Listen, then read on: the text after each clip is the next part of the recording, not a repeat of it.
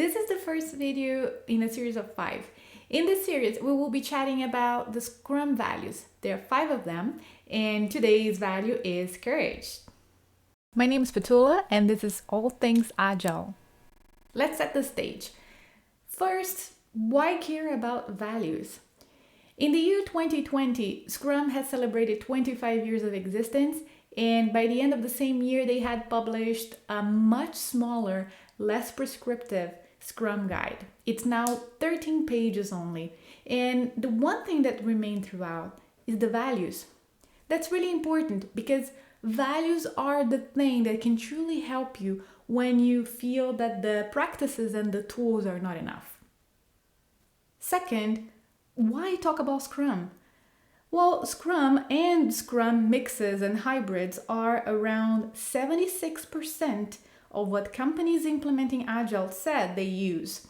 This is the data according to the report State of Agile of 2020. It is a big report on Agile. It has over 40,000 respondents and it comes out every spring for the past 14 years. That's pretty solid to me.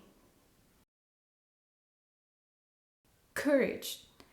The Merriam-Webster defines courage as a mental or moral fortitude to venture, persevere, and withstand danger, fear, or adversity. Why does it matter then for Scrum? Why should I care about courage? For me, the first thing would be the ability to do the right thing. You have to be brave for that.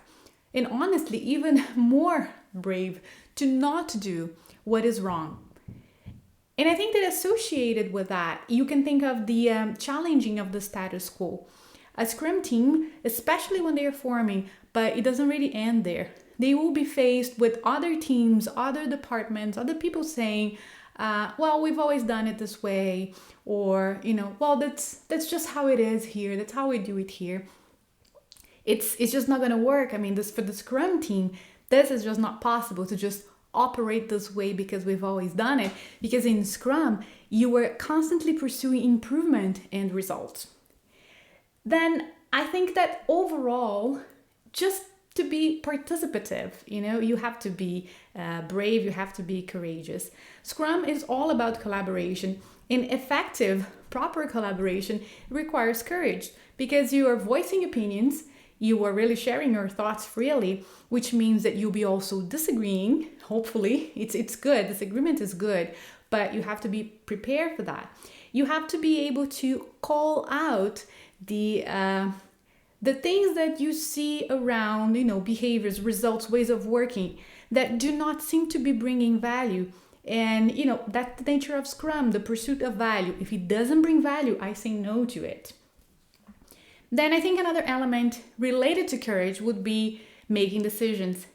The Scrum team is supposed to be self-managed. That's a pretty big statement in Scrum. And being self-managed means or presupposes that I have the freedom to make decisions.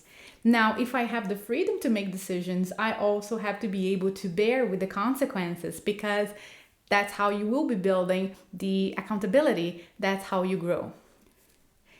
There is one extra thing that I want to mention in the general aspect of the representation of courage in the day-to-day in Scrum that I don't think people necessarily associate with courage, but I do.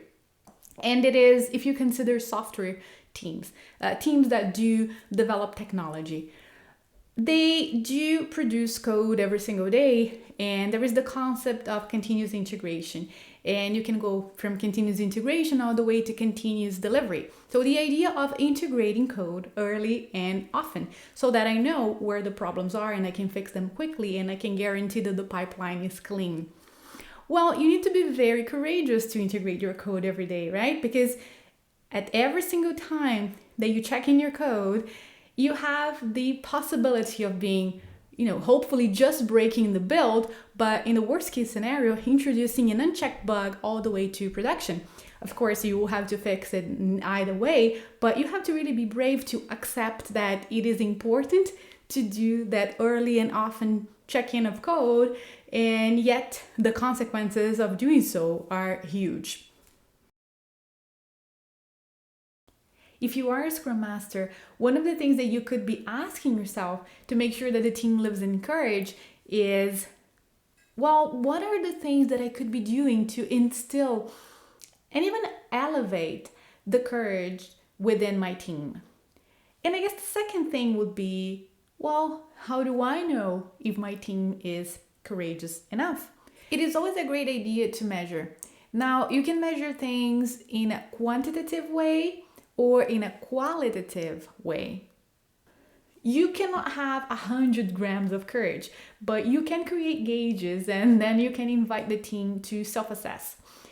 As an example, I myself always depict courage with a lion because lions are brave. But you can also ask questions or survey the team. That is the qualitative approach. The good thing about questions is that they are direct and they give an idea on where to start helping the team.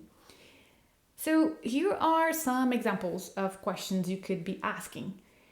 Is everybody speaking their mind in the retrospective? Does someone appear shy, too silent, disconnected? Is the team estimating together and discussing the natural disagreement on the result of the estimate? Does the team say no to the product owner? Do they reject changes to their sprint plan?